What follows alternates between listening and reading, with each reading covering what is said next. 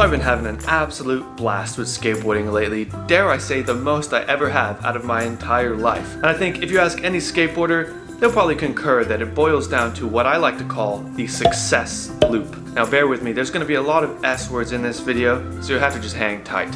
I'm sorry if you don't like sibilants. The skateboarding success loop goes like this.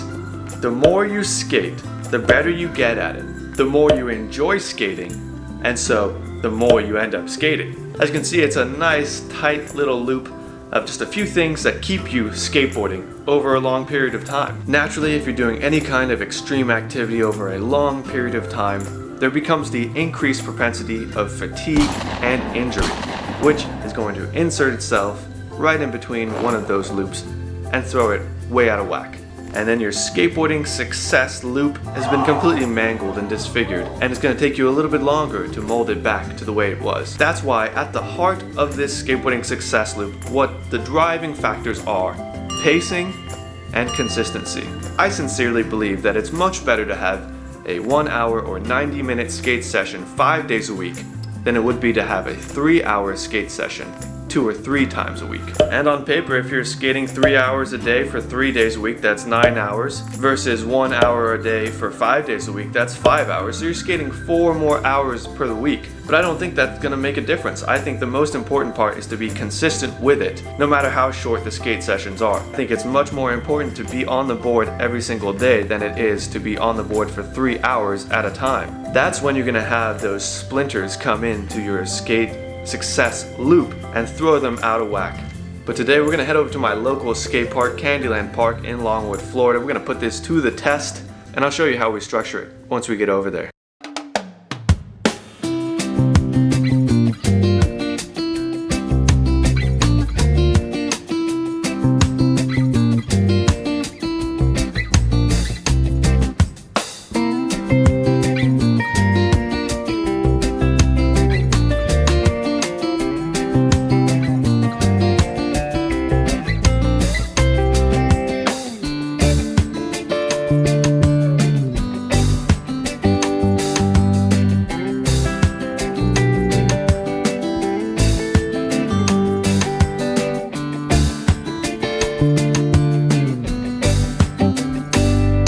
So we just showed up at the park. It's a little busier than I'd like to. A lot of people out here skating, riding, shredding the gnar. So I think I might switch to my longer lens on this just to keep it out of the way and just zoom in a little bit. But I'm gonna set my time for about first 20 to 30 minutes. Just like to just warm up a few tricks I already know I can do. First try, super mellow, and then we'll go from there.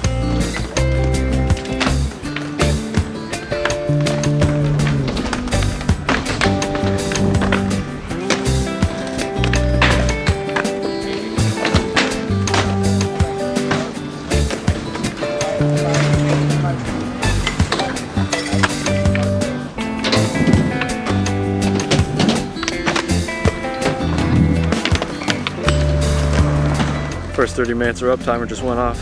Got in a little bit of warm-up session, but it's just so hot and hectic right now, so busy.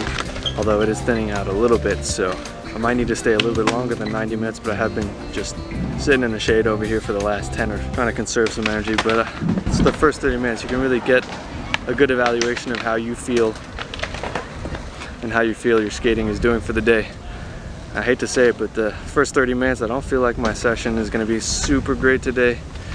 I'm just not feeling very energetic. I'm not feeling very solid on the board, so we'll have to see the next 30 to 60 minutes, see how they go. But I'm gonna set another timer for 30 minutes. This is where I'm really gonna try and hone in some of the tricks that I've recently learned, and then potentially branch out, try and add some more variations, add some newer tricks to the arsenal.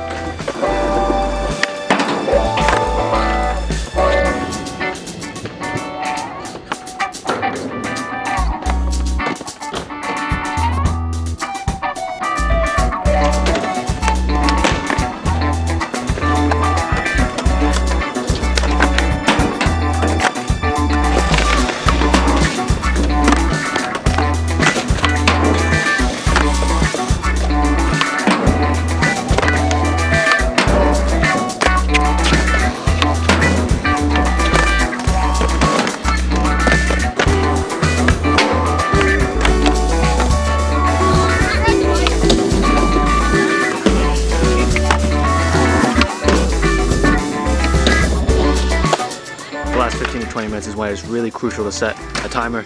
That's when I put on some really heavy and fast music and I really crank out as hard as I can for the last little bit of the skate session. Squeeze every little drop of energy that I have. Try to land some of the really difficult tricks, try to land some of the really scary tricks, and push through any kind of fear that I have to the point of exhaustion. So not a great session today, but you know, you win some, you lose some.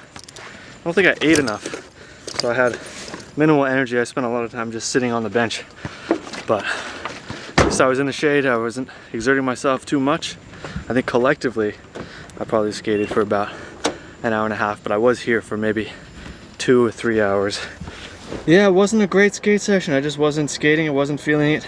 I wasn't skating the best of my ability, but you know, it happens. You win some, you lose some. You're not gonna have every day be a great skate session. I think you need the balance, right? The good and the bad. Yesterday was a really great skate session. I ended up landing a bunch of new tricks, but today was just so-so. It wasn't terrible, but first showed up, it was super hot, super hectic, tons of people there, absolutely scorching outside, but so it was difficult to even get some clips and get a couple tricks in. So I ended up just sitting around for maybe 30-45 minutes, waiting for it to cool down, waiting for it to thin out a little bit, and things ended up getting a little bit better at that point.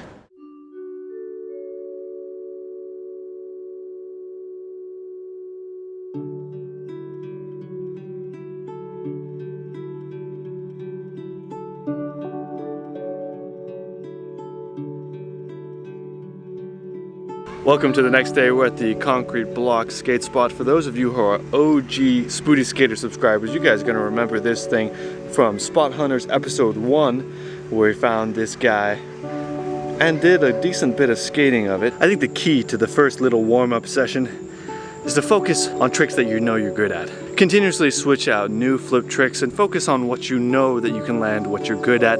Don't get too caught up on something if you don't land it right away. Put it on the back burner, come back to it later, focus on some other tricks. You really just want to be building up your confidence, building up your self-esteem on the board in those first 15, 20, 30 minutes.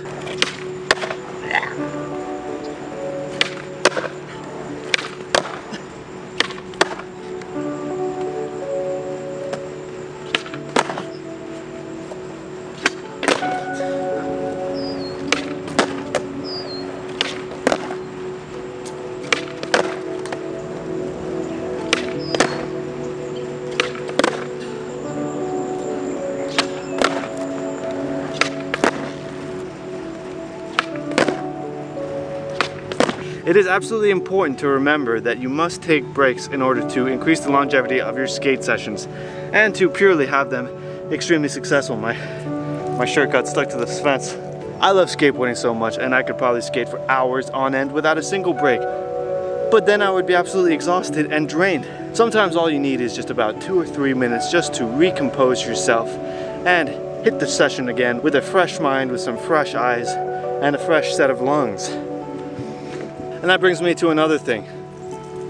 Hydration, absolutely vital, especially if you're skating in a very hot climate, as I am. You are exuding an excessive amount of sweat, as I am and always do. It's important to replenish those fluids that you lose during your skate session in order to be able to feel healthy and continue to skate as long as you can. If a trick or series of tricks is particularly frustrating you, feel free to leave it and come back to it at a later time during the skate session. You're not quitting, you're just putting it on the back burner for a little bit until you feel more refreshed to be able to tackle it at a better angle. There is no shame from taking a break from a certain trick and coming back to it once you're refreshed and able to tackle it from another angle.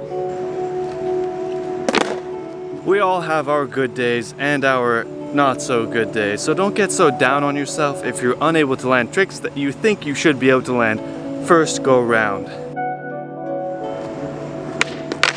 If you are feeling extremely exhausted and tired beyond reprieve, call it quits, pack your stuff up, go home, rest up to come back at it stronger for the next day. Because if you continue to push yourself through that fatigue, then you're only going to end up exhausting yourself even more and be unable to skate to the best of your ability the next few days. Personally, I am quite bad at this. When I'm having a bad skate session, I try to crank up the music and push myself through it And I only end up making things worse for myself in the long run. I am beginning to learn to listen to the timer that I set on my phone, and once that goes off, shutting everything down, calling it quits, wrapping it up, and calling it a day. There is always tomorrow and the next day, so if your skate session didn't turn out to be as good as you would have hoped, simply get yourself some relaxation and then gear up for the next one. This has been Spootyskater with your skate session strategies for success. If you liked the video, consider subscribing because I release a video like this 3 days of the week, and subscribing is the best way to make sure that you get to see them. As always, thanks for spooting with me today, and until the next video, keep that spoot up, yo.